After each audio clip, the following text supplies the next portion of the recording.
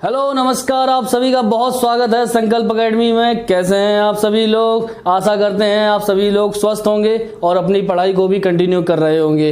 तो दोस्तों, आप लोगों ने अभी तक जीएस में आपकी शुरुआत हो चुकी थी टॉपिक की, जिसमें आप लोगों ने पोषक पदार्थों में कार्बोहाइड्रेट, प्रोटीन, वसा और विटामिन जैसे टॉपिक, महत्वपूर्ण टॉपिक आपने पढ़े थे। और उन सभी के जिन लोगों ने नहीं पढ़े हैं तो उन लोगों को उनकी लिंक डिस्क्रिप्शन बॉक्स में मिल जाएगी। वो लोग हाल के हाल उसमें देख लें और उसमें अपने नोट्स बना लें। ये आपके काफी परीक्षा में आने वाले उपयोगी प्रश्न हैं। और आज हम लोग एक ऐसा टॉपिक लेके आए हैं जो अपने आप में ही काफी महत्वपूर्ण है। इससे टॉपिक से विभिन्न प्रतियोगी परीक्षाओं में अलग अलग क्वेश्चन पूछे जाते हैं। ये आपको काफी फायदेमंद साबित होंगे। तो दोस्तों, आज एक ऐसा टॉपिक है जिसके क्वेश्चंस लगातार आए हैं पिछले 5-6 सालों में। तो इन सभी से पहले आपको एक सूचना देना चाहता हूं। अगर जो लोग सोच रहे हैं कि जिनकी तैयारी चल रही है और आगे अभी आने वाली वैकेंसीज हैं, तो अभी काफी वैकेंसी अगर आप लोग देखेंगे तो सरकारी रिजल्ट साइट्स पे आप लोग देख सकते हैं, जिसमें अगर उत्तराखंड सबऑर्डिनेट सिलेक्शन आयोग ने वैकेंसी निकाली है, जिसमें जूनियर असिस्टेंट है, लेखपाल, अमीन, इन सब की पोस्ट भी हैं। अगर आप लोग डालना चाहें, उत्तराखंड में नौकरी के इच्छुक हैं, तो आप वहां से डाल सकते हैं। इसके अलावा एसएससी सीपीओ एसआई की वैकेंसी आ चुकी है। ये काफी प्रतीक्षित वैकेंसी थी। तो जिन लोगों ने सोचा है, सपना है जिनका बॉर्डर पे सेवा करने का, दिल्ली पुलिस में एसआई वैकेंसी का, तो वो लोग एसएससी सीपीओ एसआई के लिए भी फॉर्म अप्लाई कर सकते हैं। और जो भी संकल्प एकेडमी द्वारा जो भी तैयारी आपकी करवाई जा रही है, बस उसको फॉलो कीजिए, अपने नोट्स बनाइए और पेपर देने जाइए। जरूर आप लोग अगर ईमानदारी से अगर आप लोग काम करेंगे तो जरूर सफल होंगे। संकल्प एकेडमी में यही टैगलाइन है कि वक्त से पहले की गई तैयारी वक्त पे ही काम आएगी। तो ये आप लोगों ने अगर अभी तैयारी कर दी तो पेपर इसका अक्टूबर-नवंबर में शुरुआत होगी और ये अक्टूबर-नवंबर में पेपर की शुरुआत आपको फायदा देकर जाएगी जरूर। तो आज आइए शुरुआत करते हैं आज खनिज पदार्थों की। खनिज पदार्थों के बारे में हम लोग जानेंगे क्या है खनिज पदार्थ। तो आइए देखते हैं खनिज पदार्थों के बारे में। खनिज पदार्थ, पहले तो समझते हैं सिर्फ खनिज को। खनिज क्या है? खनिज प्रकृति से मिलने वाले, प्रकृति के भूगर्भ से मिलने वाले ऐसे रासायनिक तत्व हैं।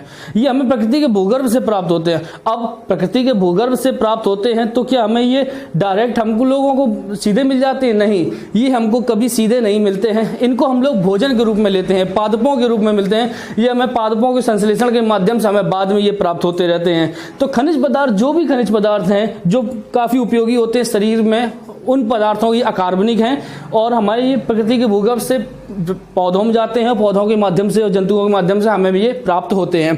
तो खनिज पदार्थ में क्या है कि जीव शरीर में अल्प मात्रा में, तो आपको बताया था गुरु पोषक पदार्थ और लघु पोषक। गुरु पोषक आपके कार्बोहाइड्रेट, प्रोटीन और वसा थे, और लघु पोषक क्या थे? जिनकी कम मात्रा में आवश्यकता होती है हमारे शरीर में, लेकिन आवश्यकता होती है। जिनमें लघु पोषक में आपको बताया था विटामिन और खनिज लवण के बारे में। तो विटामिन आप लोग पढ़ चुके हो। तो अगला टॉपिक है ये खनिज लवण का। तो खनिज लवण का ये टॉपिक में, तो जो अल्प मात्रा में हमको आवश्यकता होती है, तो जीव शरीर में अल्प मात्रा में कई प्रकार के खनिज तत्वों की आवश्यकता होती है, जिन्हें हम भोजन से प्राप्त करते हैं, डायरेक्ट नहीं। अब ये नहीं कि आपने जमीन से, भूगर्भ से आपने निकाला, आयरन निकाला, लोहा निकाला और खाने लगी तो स्टील बॉडी तो नहीं है। तो हम लोगों को ये भोजन के माध्यम से प्राप्त होते हैं। वो इन्हें हम 2 श्रेणियों में बांटते हैं। एक अधिभार तत्व, यानी अधिभार तत्व यानी कि ऐसे खनिज पदार्थ जिनकी खपत अधिक मात्रा में होती है, प्रतिदिन होती है और अधिक मात्रा में होती है, उन्हें बोलते हैं अधिभार। और जिनकी मात्रा में कम होती है उन्हें बोलते हैं सूक्ष्म मात्रिक तत्व, जिनकी खपत कुछ मात्रा में हो। तो जो हमें ज्यादा प्राप्त होते हैं वो है हमारे calcium, phosphorus, potassium, sulphur, sodium, chlorine, magnesium. ये हमें काफी मात्रा में आवश्यकता होती है। और सूक्ष्म मात्रिक तत्व जिन्हें लोहा, तांबा, जस्ता, manganese, iodine, cobalt, fluorine, molybdenum, chromium, selenium.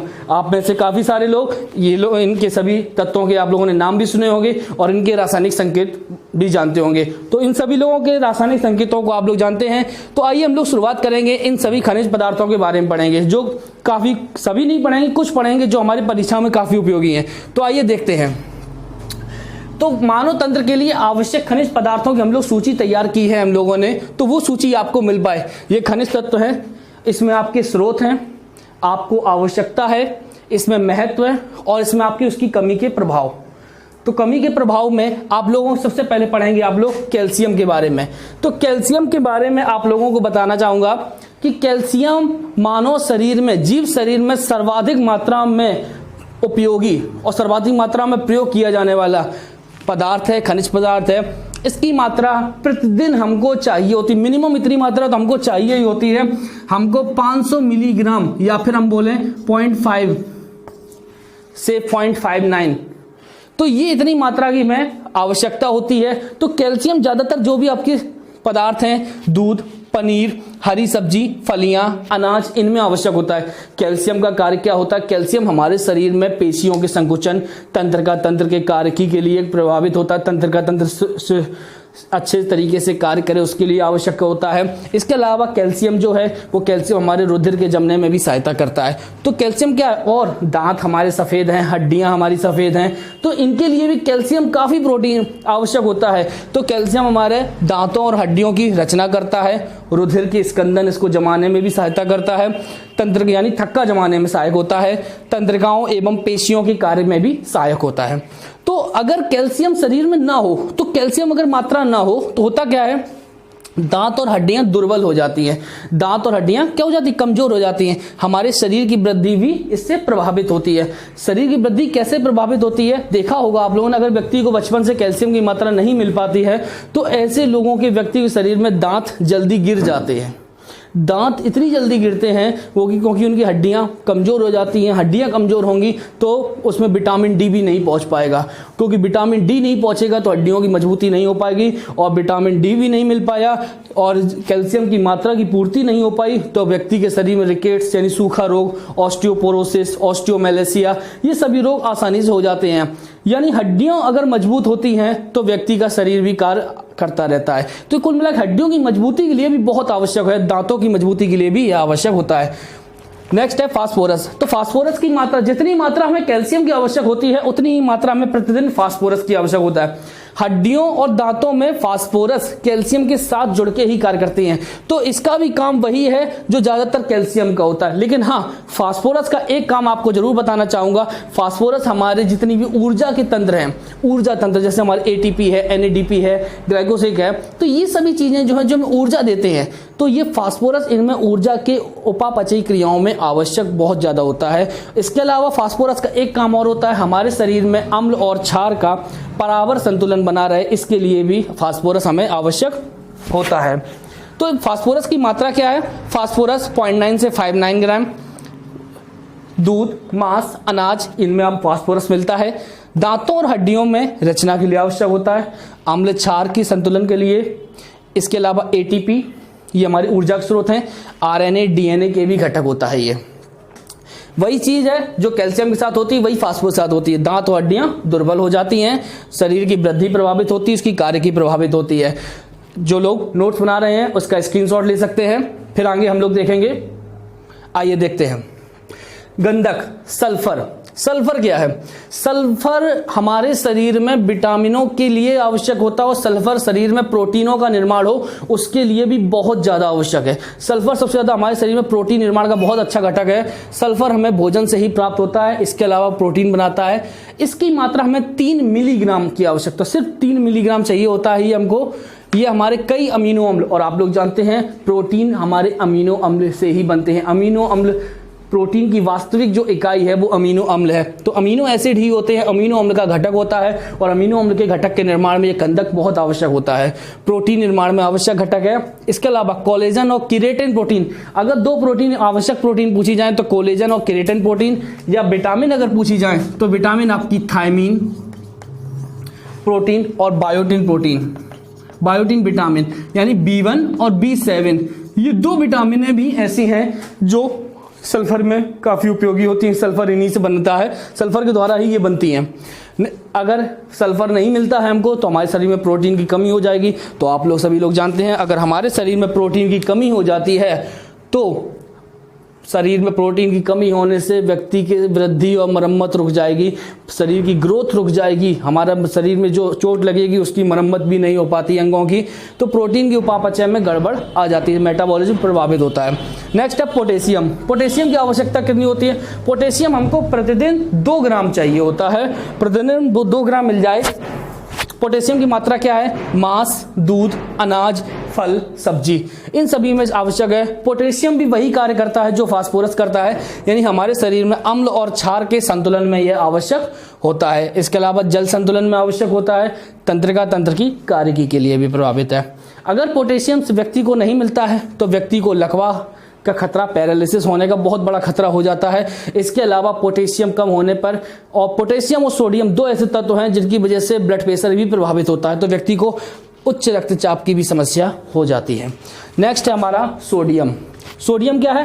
3 ग्राम आवश्यक है प्रतिदिन, और सोडियम का सबसे अच्छा स्रोत है, सोडियम हम लोग डायरेक्ट नहीं लेते। सोडियम तो एक ऐसा पदार्थ है, अगर आप डायरेक्ट इसको पानी में डालोगे तो ये आग पकड़ लेगा, तो ये सोडियम को ऐसे नहीं ले सकते हैं। सोडियम एक ऐसी धातु है, तो इस वजह से सोडियम हम लोग खाने के रूप में लेते हैं, सोडियम लवण के रूप में लेते हैं, और खाने का नमक जो होता है वो हमारा सोडियम क्लोराइड, यानी कुल मिला के हम लोग 2 पोषक पदार्थ लेते हैं, 2 खनिज पदार्थ लेते हैं, एक लेते हैं सोडियम और एक लेते हैं क्लोरीन।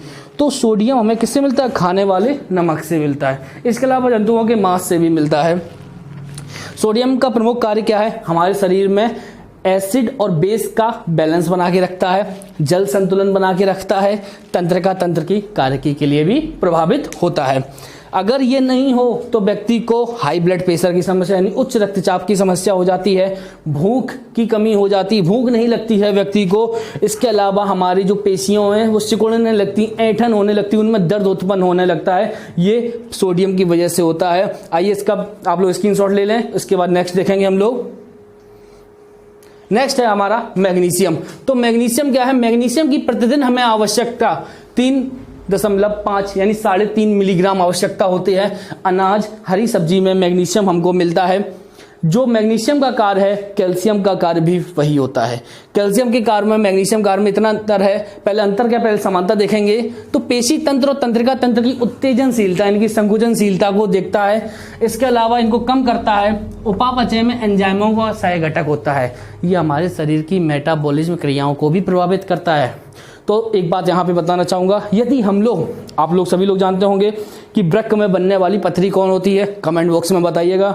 तो हमारे वृक्क में जो बनने वाली पथरी होती है वो कैल्शियम से प्रभावित होती है, लेकिन पथरी ना बने उसके लिए जरूरी है मैग्नीशियम तत्व। इसके अलावा जब पादपों में क्लोरोफिल जो होता है वो घटक है, वर्णक है, लेकिन उस पादपों में हरे रंग की पत्तियों में कौन सा तत्व पाया जाता है? वो भी मैग्नीशियम है। ये 2 क्वेश्चन मैंने आपको बताए हैं, ये काफी इंपॉर्टेंट है और पेपरों में भी आ चुके हैं।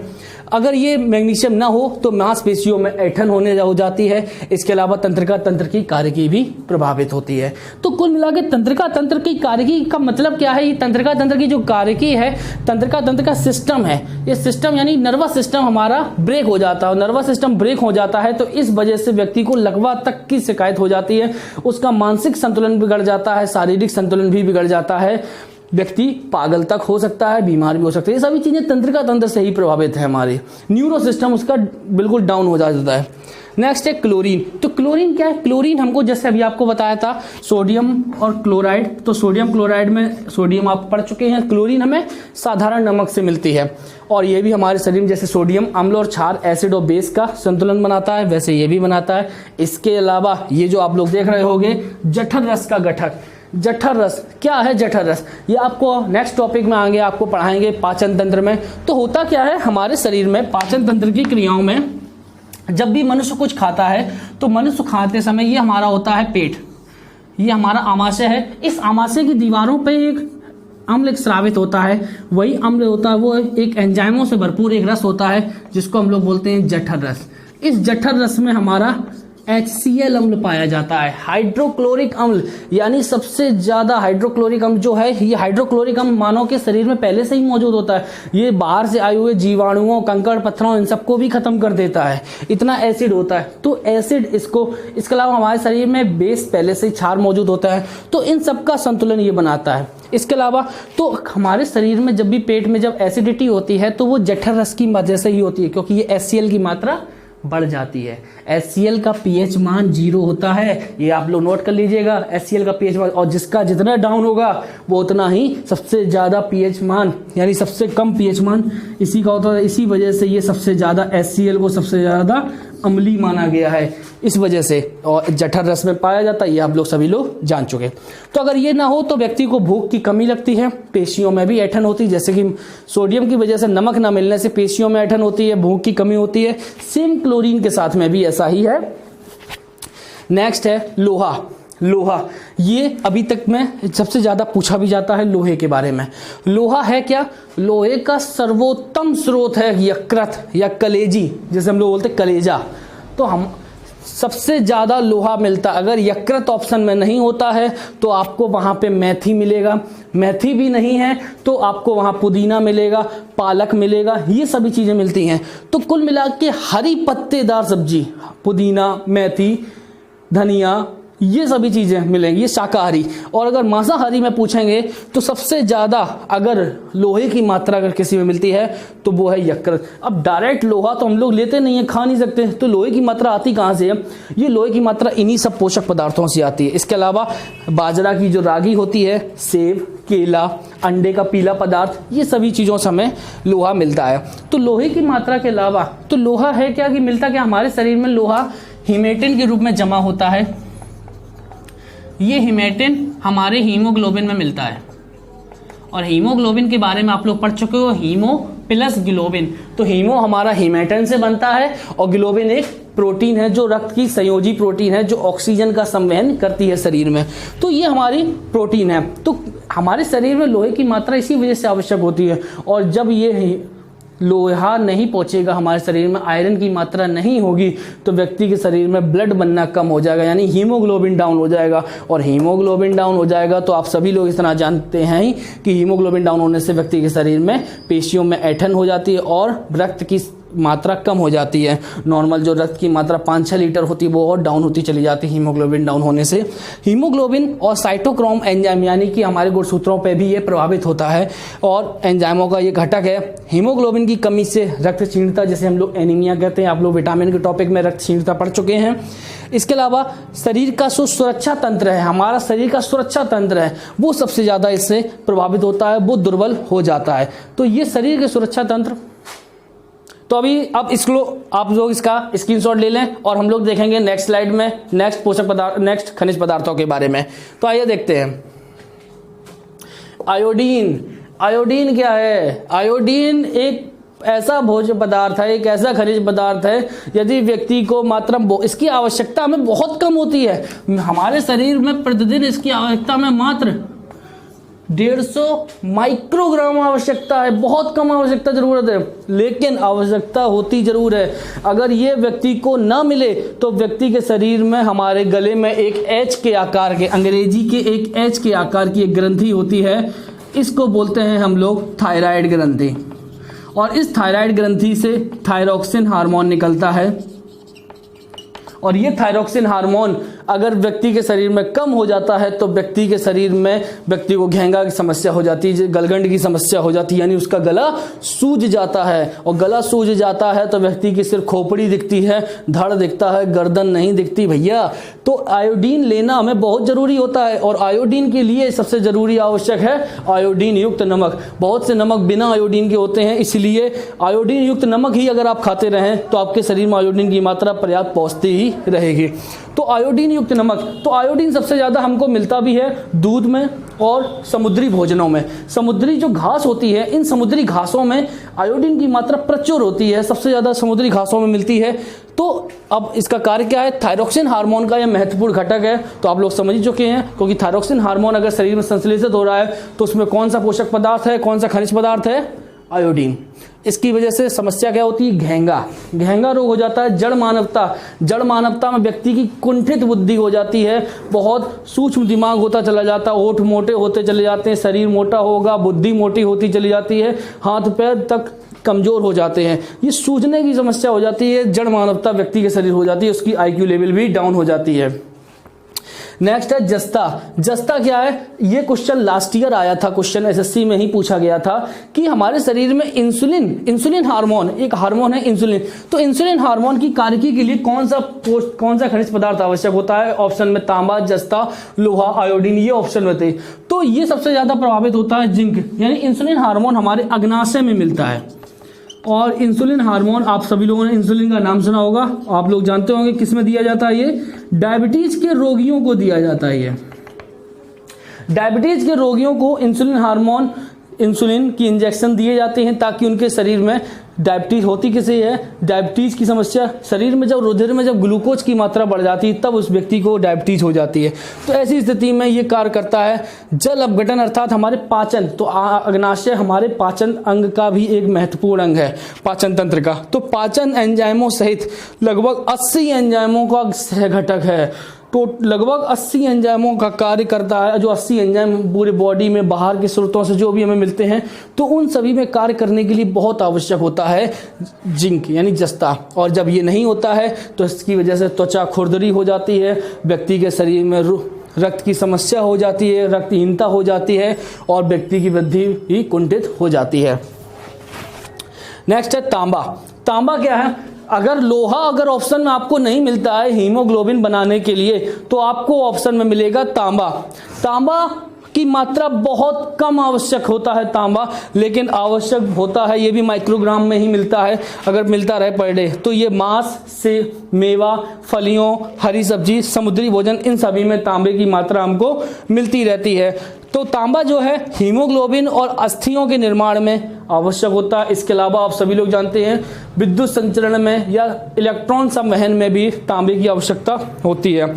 तो तांबा क्या है? तांबा रुधिर वाहिनियों में की दुर्बलता प्रभावित करता है, यानी रुधिर वाहिनी हमारे शरीर में एक अंग से दूसरे अंग तक रुधिर को ले जाने के लिए प्रभावित जो रुधिर वाहिनियां होती हैं उनमें दुर्बलता आ जाती है, उनमें कमजोरी हो जाती है अगर तांबे की मात्रा ना हो। यानी कुल मिला के हमारे शरीर में ब्लड की समस्या भी काफी उत्पन्न हो जाती है यदि तांबा हमको पर्याप्त मात्रा में ना मिले। होती मात्रा बहुत कम है, माइक्रोग्राम, लेकिन लेना आवश्यक होता है। यदि हम लोग नहीं लेते हैं तो व्यक्ति के शरीर में तांबे की समस्या भी हो जाती है। तो आप लोगों ने एक रोग का नाम सुना होगा, विल्सन रोग। विल्सन रोग ये तांबे की वजह से ही होता है, इसको याद रखिएगा। तो आइए देखेंगे हम लोग नेक्स्ट स्लाइड पे जानेंगे और पदार्थों के बारे में। अब यहां से हम लोग देखेंगे खनिज तत्वों से प्रमुख तत्व। यहां से हम लोग खनिज तत्वों के बारे में देखेंगे, खनिज पदार्थों के बारे में देखेंगे, ऐसी चीजें देखेंगे जो खनिज तत्वों से संबंधित पिछले 5-6 सालों में आए हुए क्वेश्चंस हैं, और खनिज तत्वों के बारे में जानकारी भी देखेंगे।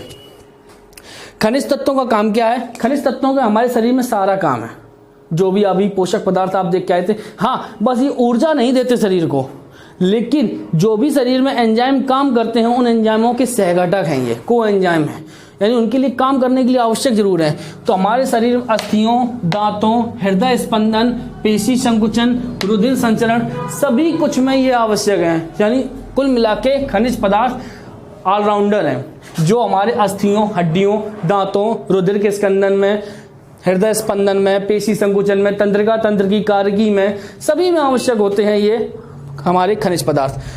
मनुष्य को प्रतिदिन 20 से 30 ग्राम पर डे, अगर सभी खनिज पदार्थों की मात्रा अगर आप मिला लोगे तो पर डे हमको 20 से 30 ग्राम, बहुत कम मात्रा है, बहुत ही कम मात्रा है, 20 से 30 ग्राम मात्रा चाहिए होती इन अकार्बनिक तत्वों की, इन खनिज पदार्थों का उपभोग करना चाहिए।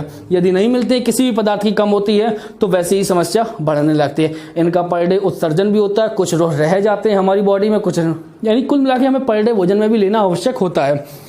मानव शरीर के समस्त खनिज तत्वों में सर्वाधिक मात्रा किस खनिज पदार्थ की होती है? यानी खनिज पदार्थ पूछा गया है कि सर्वाधिक मात्रा खनिज तत्वों में किस पदार्थ की होती है, तो वो है हमारा कैल्शियम। हमारी पूरी बॉडी का 2% भाग कैल्शियम होता है, और कैल्शियम यानी हड्डियां, सीधी सी बात है, दांत, इनमें हड्डियों, दांतों की मजबूती के लिए कैल्शियम आवश्यक है। हमारे रुधिर को इस जमाने में भी कैल्शियम आवश्यक होता है, तंत्रिका तंत्र में भी प्रभावित होता है, पेशी संकुचन में भी आवश्यक होता है। तो कैल्शियम की मात्रा बहुत आवश्यक होती है। नेक्स्ट है हड्डियों के विकास के लिए आवश्यक खनिज। आ गया क्वेश्चन ये वाला, जिसमें ये काफी बार पूछा भी गया है कि हड्डियों के विकास के लिए आवश्यक खनिज कौन से होते हैं, तो वो होते हैं हमारे कैल्शियम और फास्फोरस। कैल्शियम और फास्फोरस हमारी हड्डियों के विकास के लिए अधिक आवश्यक होते हैं। पहले नंबर पे कैल्शियम, दूसरे नंबर पे फास्फोरस। होता क्या है कि हमारी बॉडियों में जो हड्डियां होती हैं उन हड्डियों की मजबूती में जो प्रमुख रूप से लवण है वो लवण हमारा यही होता है। अगर कैल्शियम और फास्फोरस लिख के नहीं आता है तो वहां पे कैल्शियम फास्फेट ये यौगिक है, एक लवण है जो पाया जाता है। यानी कुल मिला के कैल्शियम और फास्फोरस ये दो पदार्थ हैं जो हड्डियों की मजबूती में काम करते हैं। हड्डियों और दांतों की मजबूती यानी दृढ़ता के लिए कैल्शियम फास्फेट के कारण होती है। क्वेश्चन आ चुका है, लास्ट ईयर आया था क्वेश्चन ये कि हड्डियों और दांतों की मजबूती किस कारण होती है, वो कैल्शियम फास्फेट के कारण ही होती है। इसके अलावा नेक्स्ट पॉइंट है कि गर्भवती स्त्रियों में डॉक्टर लोग ज्यादातर जो प्रेग्नेंट लेडीज होती हैं डॉक्टर लोग उनको सलाह देते हैं उनकी बॉडी में जो सबसे ज्यादा जिस खनिज की कमी होती है वो दो ही चीजों की खनिज की सबसे ज्यादा कमी होती है, एक होता है कैल्शियम और एक आयरन। बच्चा जो शरीर में पेट में पल रहा होता है उसकी बॉडी में कहीं आयरन की कमी तो नहीं है, जो माता है बॉडी में आयरन कमी तो नहीं है। कैल्शियम अगर नहीं होगा तो हड्डियां उसकी भी मजबूत नहीं होंगी, तो इसकी वजह से गर्भवती स्त्रियों में सबसे ज्यादा कैल्शियम और आयरन की कमी ही होती है। तो आइए नेक्स्ट देखेंगे हम लोग। नेक्स्ट पॉइंट क्या है? नेक्स्ट पॉइंट आरबीसी के निर्माण और विटामिन B12 के संश्लेषण में। ये तो क्वेश्चन बहुत ज्यादा इंपॉर्टेंट है। आरबीसी के निर्माण और विटामिन B12 के संश्लेषण में आवश्यक कौन सा खनिज तत्व होता है? वो होता है कोबाल्ट। ये आप लोगों ने विटामिन के टॉपिक में पढ़ा था। और विटामिन B12 की कमी होने से व्यक्ति के शरीर में रक्त क्षीणता यानी एनीमिया रोग हो जाता है। Phosphorus, chlorine, sodium, potassium, ion शरीर में, यह भी आप लोग लास्ट में पढ़ के आए हो, हमारे शरीर में क्या करते हैं? एसिड और बेस का संतुलन बना के रखते हैं। इसके अलावा ये क्वेश्चन पिछले 2 सालों में एसएससी और इनमें पेपरों में काफी बार रिपीट भी हुआ है कि दंत क्षय रोग किसके कारण होता है, दांतों में समस्या किस वजह से होती है। हमारे दूसरा क्वेश्चन आया था कि हमारे शरीर का सबसे मजबूत भाग, हमारे शरीर का सबसे मजबूत भाग क्या होता है?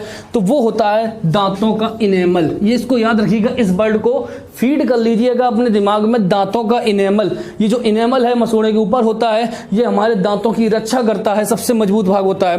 तो दांतों और हड्डियों की सुरक्षा के लिए कौन सा आवश्यक खनिज पदार्थ होता है? तो वो है हमारा फ्लोरीन। कौन सा है? फ्लोरीन। याद रखिएगा फ्लोरीन। नेक्स्ट है कौन सा खनिज वृक्क में पथरी, अभी आपको थोड़ी देर पहले बताया था कि कैल्शियम और मैग्नीशियम दो ऐसे तत्व हैं जिनके आवश्यक समान कार्य हैं, लेकिन मैग्नीशियम क्या है? मैग्नीशियम अगर हम लोग कैल्शियम की मात्रा ज्यादा ले लेते हैं, ओवरडोज ले लेते हैं, तो कैल्शियम के ज्यादा भोजन में अगर कैल्शियम की मात्रा ज्यादा लेंगे तो ये अंदर जाके हमारे किडनी में स्टोन्स यानी वृक्क में या गुर्दे में पथरी की समस्या बना देता है।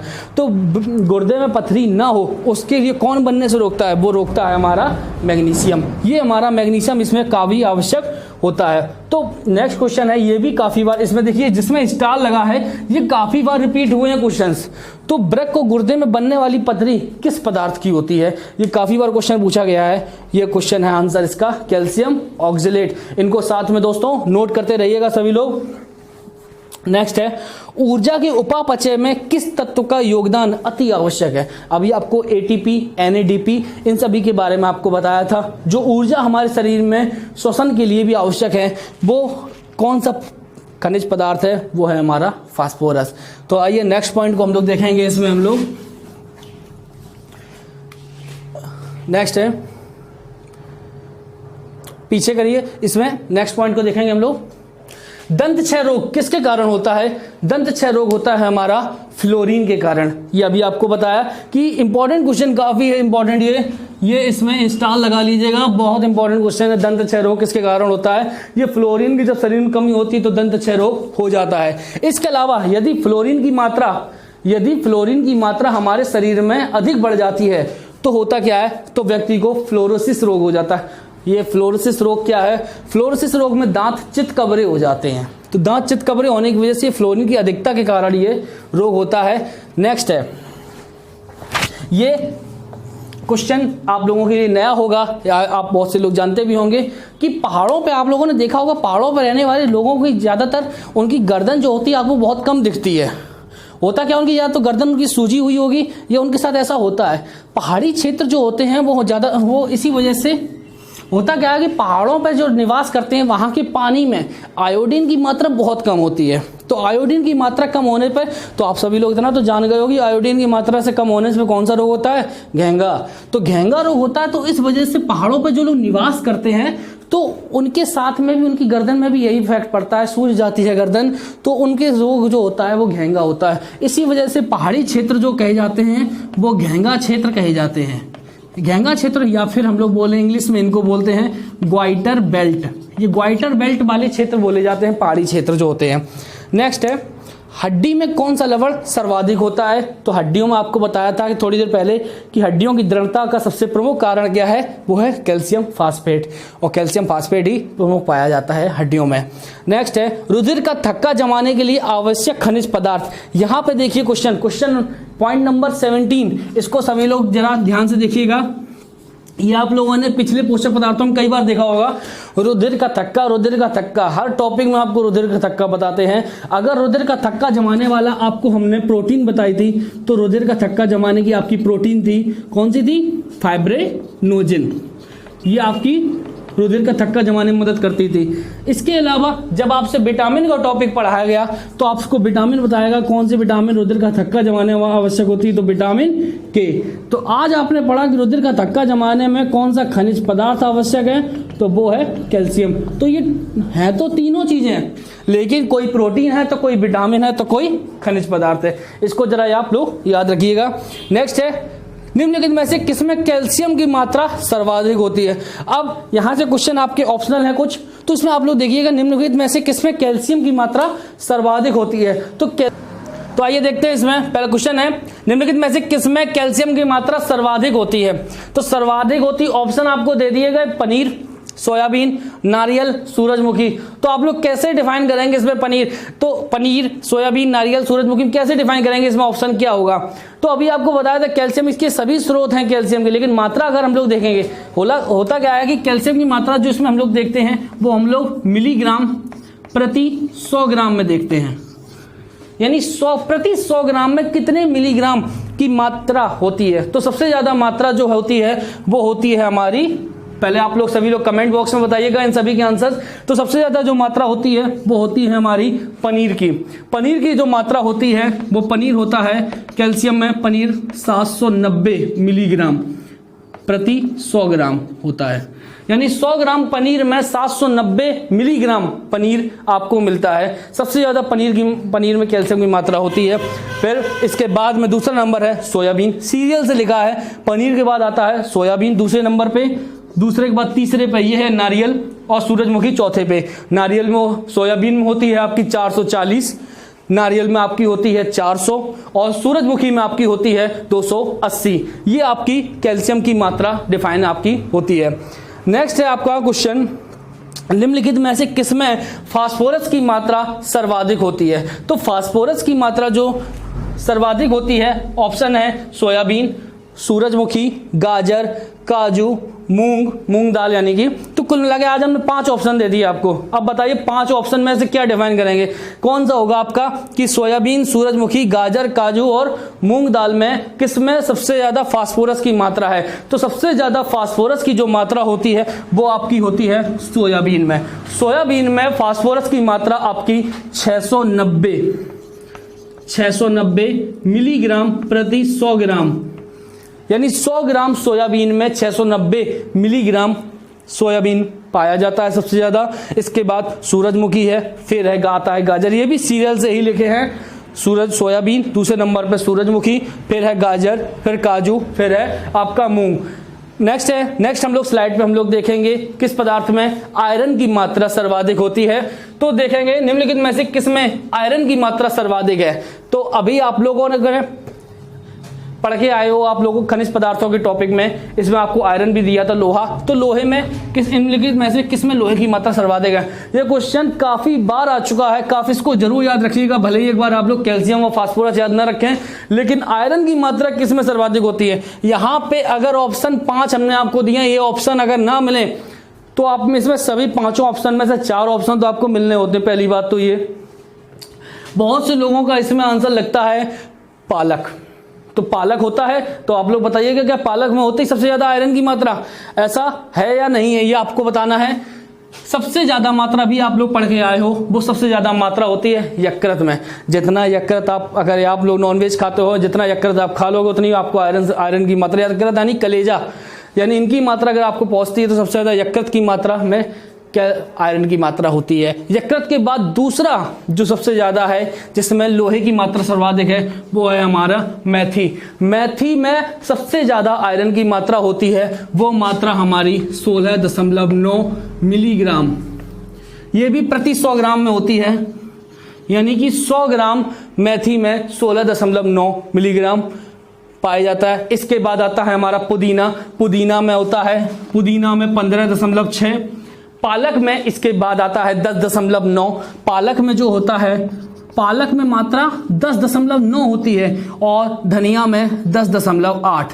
तो ये मात्राएं अलग अलग हैं। तो कुल मिला के सबसे ज्यादा मात्रा जो है मेथी में, और मेथी से भी ज्यादा किसी में अगर मात्रा है जिसमें आयरन की मात्रा सर्वाधिक है तो वो है हमारा यकृत। यकृत में मात्रा पाई जाती है। नेक्स्ट है क्वेश्चन है, यहां पे क्वेश्चन घुमा दिया गया कि निम्नलिखित अनाजों में कैल्शियम की मात्रा सर्वाधिक किसमें होती है। तो कैल्शियम की मात्रा निम्नलिखित अनाजों में किसमें है, तो वो है चावल, गेहूं, मक्का, ज्वार, बाजरा। तो बताइए भैया किसमें सबसे ज्यादा कैल्शियम की मात्रा है। तो कैल्शियम की मात्रा, जो सबसे ज्यादा कैल्शियम की मात्रा होती है तो वो होती है आपकी गेहूं में। ये दूसरा ऑप्शन है आपका इसका, गेहूं। गेहूं में 48 मिलीग्राम प्रति 100 ग्राम गेहूं में आपको कैल्शियम की मात्रा मिलती है। नेक्स्ट है, एक गर्भवती महिला, क्वेश्चन ये भी आ चुका है पेपर में, एक गर्भवती महिला को प्रतिदिन भोजन में आयरन की कितनी मात्रा की आवश्यकता होती है, यानी पर डे आयरन। अभी आप लोगों ने पिछली स्लाइड में आपने पढ़ा था कि डॉक्टर लोग भी प्रिस्क्राइब करते हैं इस चीज के लिए कि सबसे ज्यादा जो प्रेग्नेंट लेडीज होती हैं उनके शरीर में आयरन और कैल्शियम की बहुत ज्यादा कमी होती है। तो आयरन की मात्रा की आवश्यकता उनको पर डे कितनी होती है, वो उनको लेनी होती 40 मिलीग्राम। तो उनको आयरन पर डे आवश्यक होता ही है। इसके अलावा जो औसत मात्रा जो है, औसत यानी पर डे सामान्य रूप से अगर देखें तो सामान्य रूप से पुरुष को चाहिए होता है 24 मिलीग्राम और महिला को चाहिए होता है 32 मिलीग्राम। नेक्स्ट है, साधारण काम करने वाले पुरुष को प्रतिदिन 3000 कैलोरी और महिला को 2500 कैलोरी की आवश्यकता होती है। ये क्वेश्चन ऐसे पूछे जाते हैं कि साधारण काम करने वाले व्यक्ति को या साधारण काम करने वाले पुरुष को प्रतिदिन कितनी ऊर्जा की आवश्यकता होती है, कठोर परिश्रम करने वाले व्यक्ति को प्रतिदिन कितनी ऊर्जा की आवश्यकता होती है। तो यहाँ एक ही पॉइंट में आपका लिखा है, साधारण काम करने वाले पुरुष को प्रतिदिन 3000 कैलोरी, महिला को 2500 कैलोरी में उतना पर्याप्त होता है, जबकि कठोर परिश्रम करने वाले पुरुष को 3600 कैलोरी और महिला को 3000 कैलोरी की आवश्यकता होती है। तो यहाँ आपका खनिज पदार्थ का टॉपिक खत्म होता है। अब हम लोग इसमें देखेंगे नेक्स्ट हम लोगों का जो पोषक पदार्थ है, अंतिम पोषक पदार्थ है, वो हमारा पोषक पदार्थ है न्यूक्लिक अम्ल। न्यूक्लिक अम्ल के बारे में ज़्यादा कोई इंपॉर्टेंट नहीं है, लेकिन न्यूक्लिक अम्ल इसमें क्वेश्चन एक आध बनते हैं जरूर, क्योंकि न्यूक्लिक अम्लों आप लोगों ने पढ़े भी होंगे। तो सबसे पहले हम लोग देखेंगे न्यूक्लिक अम्लों की खोज जो की थी वो फ्रेडरिक मिसर ने की थी। न्यूक्लिक अम्ल मुख्य रूप से 2 प्रकार के होते तो कई प्रकार के हैं, मिलते भी हमें अलग अलग रूपों में, अमीनो अम्लों में मिलते हैं, नाइट्रोजन के रूप में मिलते हैं। तो डीएनए, आरएनए। तो डीएनए डीऑक्सी राइबो न्यूक्लिक अम्ल। तो डीएनए के बारे में आप लोगों ने पढ़ा होगा, डीएनए की द्विकुंडली संरचना होती है और ये द्विकुंडली संरचना के प्रतिपादक कौन है वो आप लोग कमेंट बॉक्स में बताइएगा। फिलहाल अभी हम आपको बता देते हैं, द्विकुंडली संरचना के प्रतिपादक हैं वॉटसन एंड क्रिक। ये भी क्वेश्चन पिछले 5-6 सालों में काफी बार रिपीट हुआ है। आरएनए राइबोन्यूक्लिक अम्ल। डीएनए का कार्य आनुवंशिक लक्षणों को पीढ़ी दर पीढ़ी संचरित करना होता है, यानी आप अपने पिता की ही संतान हैं या आपके शरीर में आपके फैमिली के लक्षण हैं, आनुवंशिक लक्षण हैं, ये आपको डीएनए के माध्यम से ही पता चलते हैं। जबकि आरएनए क्या करता है, आरएनए हमारे शरीर में प्रोटीन के निर्माण में राइबोसोम की जो क्रिया होती हैं, जैसे तो ये प्रोटीन की फैक्ट्री जो है, ये सभी चीज़ों के प्रोटीन के निर्माण में जो आवश्यक है वो आरएनए होता है। तो न्यूक्लिक अम्ल मिलता हम लोगों को कहाँ से है, तो न्यूक्लिक अम्ल के जो स्रोत हैं वो है समुद्री भोजन, मछली, हरी सब्जी, सूखे मेवे, मशरूम, मांस, ईस्ट आदि। बस इतना ही न्यूक्लिक अम्ल के बारे में हम लोग जानेंगे। तो अब हम लोगों के लिए, आप लोगों के लिए एक विशेष सूचना, यहाँ आप लोगों के पोषक पदार्थ आपके सभी के ओवर हो चुके हैं। जो आप लोगों को 7 पोषक पदार्थ आपको बताए गए थे, कार्बोहाइड्रेट, प्रोटीन, वसा, विटामिन, जल, खनिज लवण और न्यूक्लिक अम्ल, यानी ये आपके सभी ओवर हो चुके हैं। तो हम लोग देखेंगे आप लोगों के बारे में। इसमें आपको एक बताना चाहूंगा, जितने भी 7 पोषक पदार्थ हैं, तो हमारे संकल्प परिवार के टेलीग्राम ग्रुप से आप लोग, जो लोग ऐड नहीं हैं वो लोग ऐड हो जाइए, और आपको इसकी लिंक आपको डिस्क्रिप्शन बॉक्स में मिल जाएगी। और जल्द ही आपके संकल्प परिवार में टेलीग्राम ग्रुप में आपकी जीएस क्विज भी कराई जाएगी, जिसमें आपके पोषक पदार्थों से संबंधित जितने भी अभी टॉपिक आपको पढ़ाए गए हैं, पूरे 5 टॉपिक से आपके क्वेश्चंस आएंगे, और उसमें सभी क्वेश्चंस आपको मिलेंगे जो आपके परीक्षा में इंपॉर्टेंट लायक होंगे। जो भी पढ़ाया गया उसी से ही आपको आगे मिलेगा। तो अपने नोट्स बनाइएगा, अभी का स्क्रीनशॉट ले लीजिएगा और अपनी तैयारी करते रहिएगा।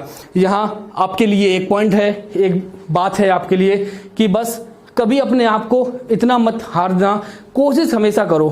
भले ही निराशा कई बार हाथ लगती रहती है, एडिसन ने भी 1000 बार तब उसको बल्ब बनाने में समय लग गया था, इतनी बार उसने मेहनत करी थी।